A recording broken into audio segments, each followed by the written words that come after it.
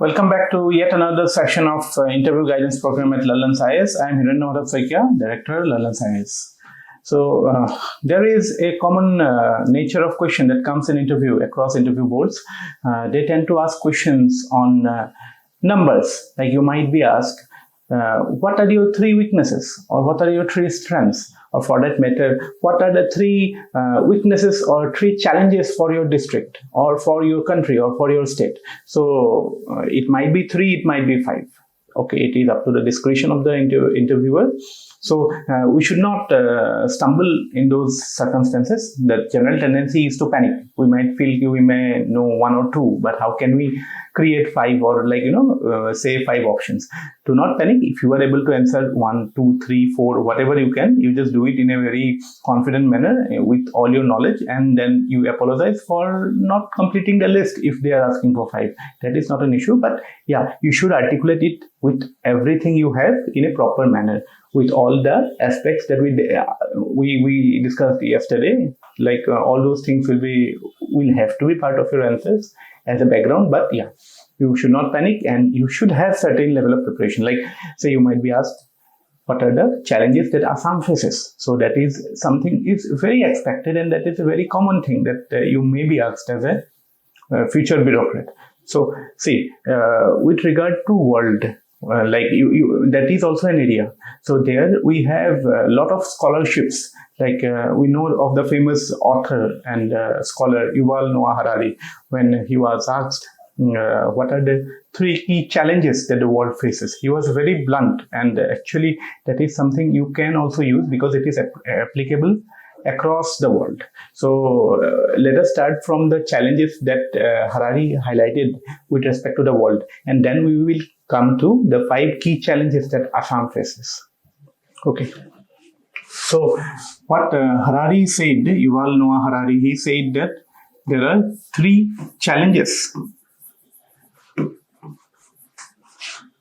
These are existential challenges. Means if we are not able to tackle these challenges efficiently, then it may lead to some existential threats for the mankind, according to Harari.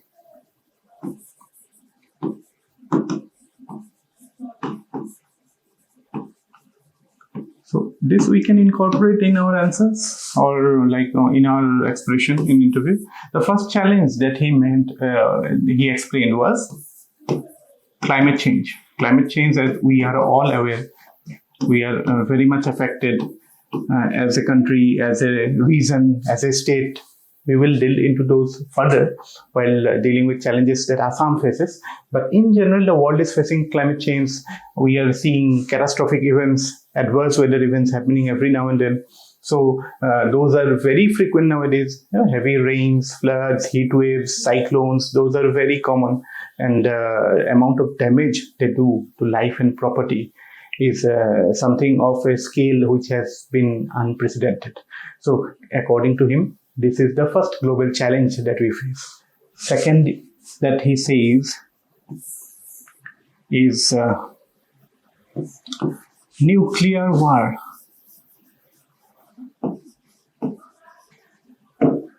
Nuclear war is something which is a possibility now, looking at the state of Ukraine-Russia war. Every now and then Putin makes certain statements regarding use of nuclear weapons. So if those statement remains on paper, then that's good. But God forbid if something like that happens, then it will be a catastrophe, not only for that reason, but for the whole of the world. So nuclear war can actually damage, it can push us back to the Stone Age. Then third challenge that Harari points out is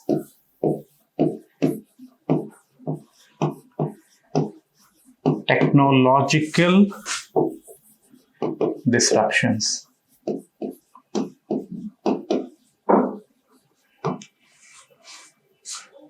Third is technological disruptions. What do we mean by technological disruptions? changes in technology which are actually changing the way how we as a consumer of technology or an industry or a business, how they operate. If that whole model is changed, then that is called technological disruption. Prime example is, say, Internet of Things, IoT, what we call as IoT, and artificial intelligence, machine learning, deep learning. These are all technological disruptions. They are actually creating new pathways of development. So the old ways are no longer relevant. So these are bringing fundamental changes to how we are dealing with the world. So obviously, if these are not done properly, he is very apprehensive of chatbots like ChatGPT. So there are challenges regarding those things, because he points out that there can be a time when technology will know more about us than we know about ourselves, because everything is linked. See, we are wearing smart watches, we're using smart gadgets. They catch all the information we have, all the data we are using. So assembling it and then processing the data can yield results which can predict our behavior. So that way, predictive analysis, and if it is done for some trivial purpose, then that is a different matter. But if it is used to control population, just think what a 21st century Hitler will do with the technology that is available. The 28th century Hitler didn't have that level of technology, but he still caused havoc in the world. So a 21st century Hitler can actually, aided by this sort of technology, can really wreck the world apart. So technological disruption is one key challenge that the world is facing along with these things. And fourth, that obviously he didn't highlight that, but that is obviously part of, after the COVID pandemic, we know that health crisis is another big challenge. If we face another pandemic, we know the impact of COVID that it had. I hardly know of anyone who has not lost life to COVID. So they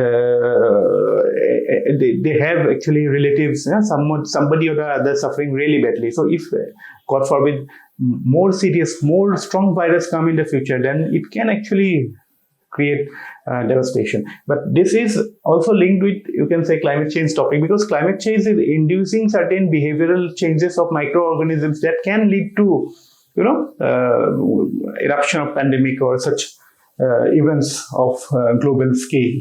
So these are certain, you can say, the challenges that the world are facing, because we need these things in fingertips at that interview table when you are asked. And if you are not prepared, and if you try to conceive, try to create ideas, those will not be very standard ideas. They will just be some naive explanation. But if you are aware of these things, then you can answer in a jiffy, and your answer will be very professional, let's say. Okay. So these are certain challenges at the global level. Now we will deal with 5 key challenges that Assam faces.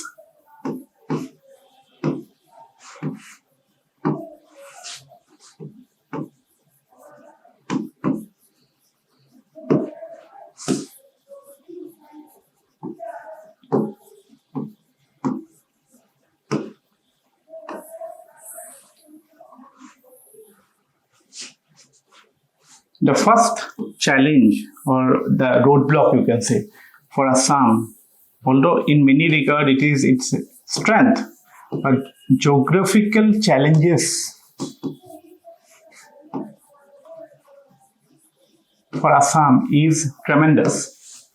We have forest, we have rivers, we have plains, but they are not in the scale that, say, UP has, or for that matter, Maharashtra has. UP has the great Indian plains. So they can create areas of development in a massive scale. But for us, it is very limited. If you look at the physical map of Assam, this is the physical map of Assam. So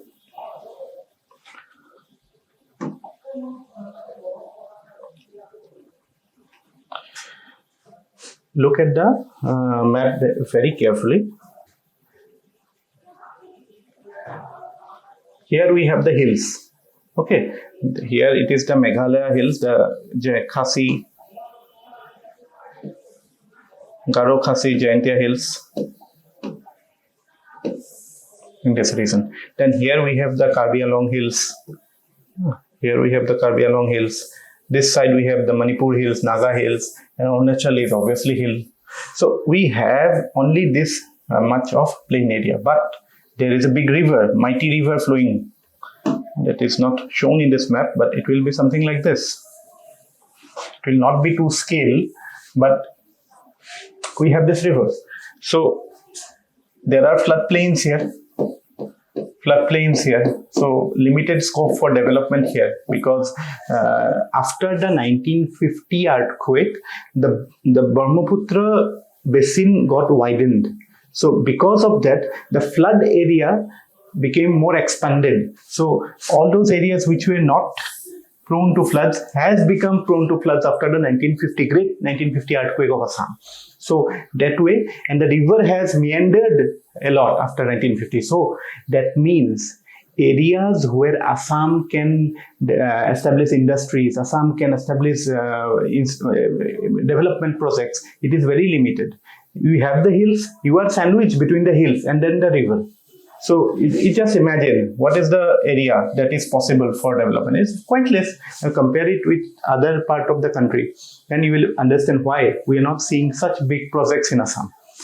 And as a whole, the geographical area is also quite, you can say, out of the whole geographical area of India, Assam is merely 2.4%. But that way, in terms of the total size also it is limited, and in terms of the topography, how the hills are located, how the rivers, how we have a mighty river which floods every year. So that creates challenges for Assam. So these are certain natural challenges, geography, and obviously we have the added impact of climate change, which we will come to later. But geography limits the scope for development for Assam.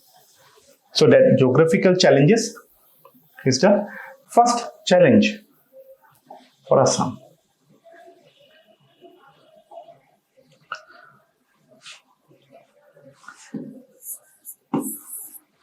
The second challenge that we face is the infrastructural challenge. This is an extension of the first point, but you can make it as a standalone point.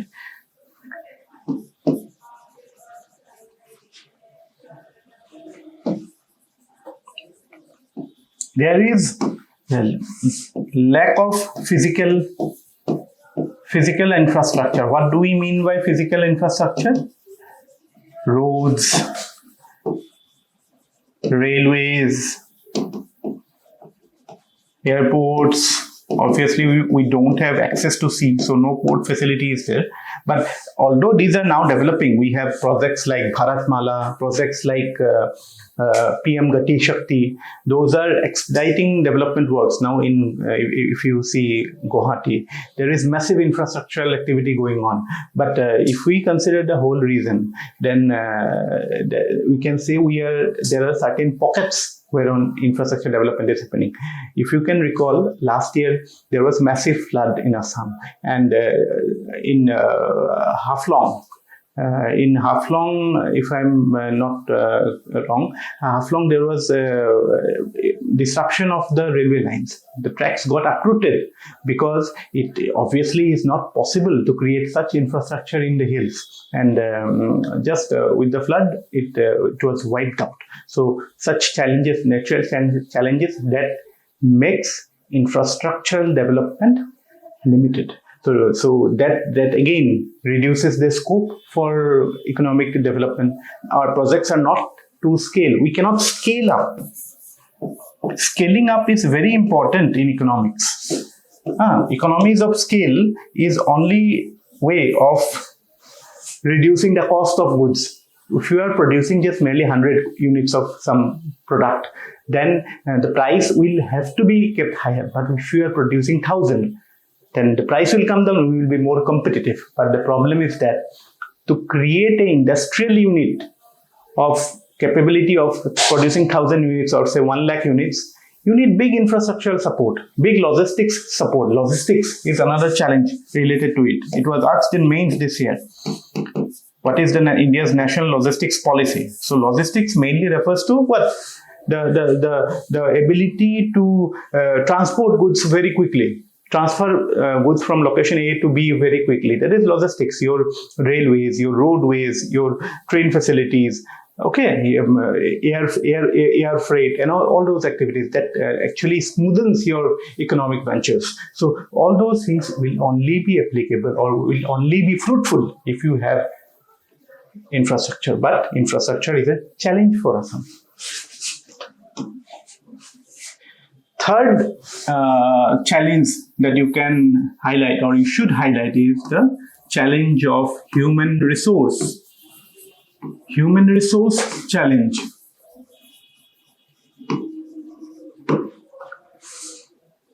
If you consider sectors like health, if you consider sectors like education, there are ample reports of Niti Aayog which highlights the poor state of affairs of Assam. Health, if you consider malnutrition, maternal mortality rate, infant mortality rate, these are quite high for Assam. In fact, you will very well remember, in fact, that will be a standalone topic also, the topic of child marriage. So there was a great emphasis on checking child marriage through implementation of the PCM Act, Prohibition of Child Marriage Act, and POCSO Act. So what was the intent of the government? The intent of the government was to improve the health indicators, because actually it is, you can say, to improve the condition of women, because in Assam the rate of IMR, rate of MMR is quite high. Teenage pregnancy also is quite high. So to reduce that, those strong measures were taken. So intention was to actually, you can say, gender empowerment in a way. So we have health challenges. Education, our ranking are quite low in terms of both quantity as well as outcome. Okay, so this creates your the overall human capital is not created, because human capital is the ultimate input that will improve the quality of output of the economy. So if your human capital is not good, if your quality of resources, human resources is not good, then what will you do with your machines? It will be of no use. So what does it lead to? It leads to low human capital. It leads to low women empowerment. Women suffers the most. There are instances of violence against women, lack of opportunity for women employment. So all those things are there. Then youth unemployment is a big problem. These are all related to human resource challenge. Youth unemployment. See, it's very easy to say things in a very disorganized manner, saying that unemployment is a challenge, illiteracy is a challenge. But no, if you say it that way, that will be very general and very, you can say, unsynchronized. But if you say in this manner, okay, we have a human resource challenge, in that all those things will come. Youth unemployment, women empowerment, all those things will come. Health, education. So that way your answer will be very precise. Okay, so these are merely certain things. And yeah, skill development is also a challenge. We do not have youth with sufficient skills. Skill set is quite low. That's why intake in industries is low. Even we every now and then we read reports. This is not only limited to Assam. We read reports that the quality of engineers coming out of engineering colleges are not that high. Companies are unwilling to take the fresh graduates because they are not skilled enough. So skill is an issue that is obviously related to the human resource challenge. So human resource challenge is the third challenge that Assam is facing. Then the fourth challenge that we as a state face is the governance challenge. There are issues of implementation of government schemes. There are issues of corruption. There are issues of nexus. Okay, so we have corruption is a problem. Every now and then we see people, they're holding hands up. The sleuths of Anti-Corruption Bureau, they catch people red-handed. So corruption is a challenge for development of Assam. Okay, so and that is, you can say they are not the big fish, but still they are one of the fishes. We have actually, there is a saying that corruption is not, actually you should be very clear. There were questions on corruption in ethics this year. So we have a common notion that maybe India is the only country having corruption. Other countries like China or USA, they do not have. Actually, it is not that case. One writer, actually, I read a book by Anant Krishnan. It was regarding China. So there he said that China, you have the big fish. Means the big players are very corrupt, or you can say corrupt people are more among the top echelons of power. But in India, we have more flies. That is what that book said. So India, the flies are more. But if the flies are so many, then it will create problem for everybody. Na? So that is obviously, it is, what is it leading to? It is leading to implementation failure of government scheme, because see, we have multiplicity of schemes for say poverty, health, education, but still we are not seeing that great results. Yeah, I am not discounting the fact that there has been success of government. There has been success in poverty alleviation, in educational attainment, in health upliftment, but still there is a lot to be desired. And one of the strong reasons why these things are not happening is corruption. That is applicable to Assam, applicable to India also. So governance challenge is the fourth challenge that we should discuss. So there corruption will come, then nexus between, you can say, corrupt politicians, corrupt businessmen, criminal politician nexus. All those things are creating what? Black market, promoting activities like hoarding. Okay, like common people suffer because of price rise. But what is it? They obviously, these are seasonal issues are involved. But there is also criminal angle to it, because every now and then we find hoarders among doing their mischievous stuff, and in times of crisis they tend to hoard the essential goods, and then they try to make a profit, massive profit, when the things are very scarce. So such activities happen rampantly, and the common people suffers. So when governance fails, actually it leads to more burden on the people, and people suffers. Okay. So governance challenge is a big challenge for Assam. The fifth challenge, actually it is linked to the first challenge, but we have to appreciate this fact because of the latest data that are coming out of studies, the environment challenge. The challenge of climate change, the challenge of warming planet that is impacting Assam. That is impacting Assam tremendously. In fact, if you recall, last year, 2022, we had big floods in Assam. And one reason that was attributed was La Nina. You might have studied La Nina phenomena in geography. La Nina in Western Pacific and negative Indian Ocean dipole. If you don't know, then I don't want to bother you too much about this fact, but I'm presuming you know these things in geography. But these are some world events, okay? Say, roughly I'm drawing, say, plus just excuse me for being so crude, but this is India. So this is Indian Ocean, okay, and here it will be Pacific Ocean. So here there is La Nina, and here there is the IOD, Indian Ocean Dipole. So what is it leading to? When the southwest monsoon comes, it carries more moisture. And when it carries more moisture, there is more flood, more rains. Actually, 2022, Assam received 109% more rainfall. Meghalaya received 195% more rainfall. So, you see, the globe is facing climate change, and that is impacting Assam. Okay, so we should be aware of these facts, that it is a challenge for us. So, at that scale, we cannot do much, but yeah, local level we have to do. At least at state level, we should have plans in place. Another study I will tell you, there was a study done by Center for Science and Environment. In fact, this year you faced questions on disasters, and I felt this is not civil service examination, this is Center for Science and Environment. So,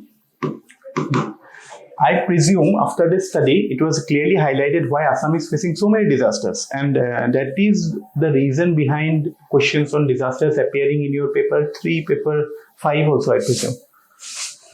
So what was the finding of this? It had a loss and damage report. Just be with me if you are getting overloaded with facts, but it will eventually help you. Just summarize. When you will summarize the facts, then it will be more clearer. So it tried to create a database of all the disasters that India faced, and based on that, it created 4 indicators or where loss and damage happened. So first indicator was human lives lost. Second indicator was crop area damaged. Third indicator was houses damaged. Fourth was animal deaths. And the rank of Assam was number 2 in this. Number 1 was Himachal. Crop area damage, it was number 2. Houses damage, it was number 1. Animals life lost, it was number 1. So now you can very well understand why the question on impact of disasters on Assam becomes so much relevant. Okay, so these are certain facts you should keep in your arsenal to reply. This is the fact. And actually people tend to avoid facts, but facts are a very good justification. Once you give the facts, then the chapter is closed. You cannot say anything. Okay, you are explaining, then that can lead to multiple interpretation, but when you give such data, then it is full stop on that argument.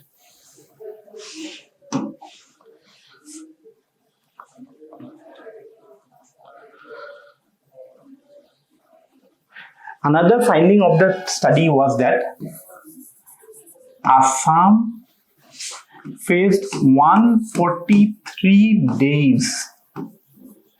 This is 2022 report, okay? 143 days of extreme weather events.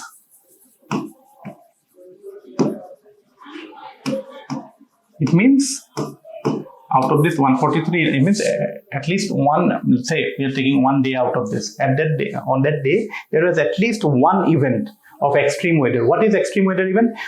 Heavy rains, floods, heat wave.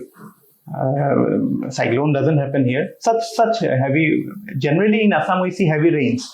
So such events, at least there may be days when multiple events happen, but one day, if one event also happening or 100 event is happening, we will count it as one day. So just imagine 365 days in a year, we had 143 days with extreme weather events. Just ponder on this fact, and then you will understand the gravity of the situation and why we are facing an environment challenge. Okay. Then there was another study done by a Delhi-based agency. It was Center for Energy, Environment and Water, CEEW. What it found was that it created something called Climate Vulnerability Index. So in this, what it found out that out of all the states of India, Andhra Pradesh, Karnataka, Bihar and Assam faces the most risk from climate change, from climate vulnerability. So we are in the hot zone. We have to take measures. So it highlights the fact why we should take. Actually, disaster management agencies it prepares plans every year. But now, just recently, it was highlighted in news that two facts was really concerning. Regarding Assam's response to disaster. First was we have a budget on agriculture and flood control. So the budget component of this has actually reduced. So if the budget is reduced, that means our capacity to respond to disaster is reduced. But disasters are rising like anything. Then secondly, again, that is you can say governance failure also. Out of all the districts of Assam, only I think 2 districts have updated their district disaster management plan. Districts have a disaster management plan, DMP, but they are not updated. That is something that can be done from our part.